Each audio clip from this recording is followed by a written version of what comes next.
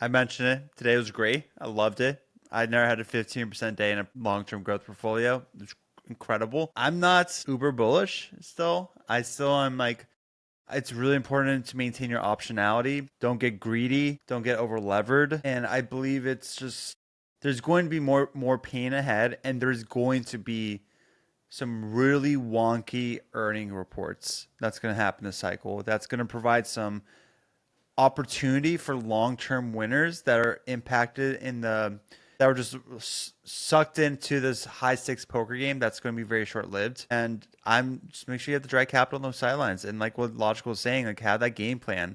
The market doesn't wait for you to feel confident enough in adding the stocks. It's going to move ahead of time. So I think it's really important for you to have a game plan because it's going to get choppy. It's going to be just as volatile.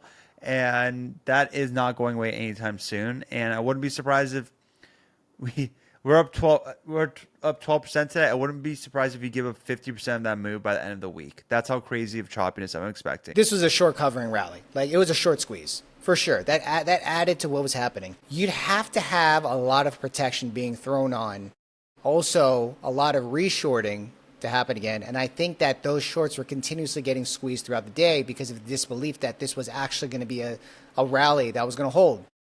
I don't think we're going to pull back by the end of the week. I think it's going to take a little bit of time to play out. I think the VIX needs to cool off a little bit, pull back a little bit. I think volatility needs to kind of settle out in the market. We probably saw a lot of long-term money come back into the market, especially from ex-US. We saw ex-US outperforming pretty much since the beginning of the year. Today, the US outperformed. So it's possible that money might be here to stay, if that is anything.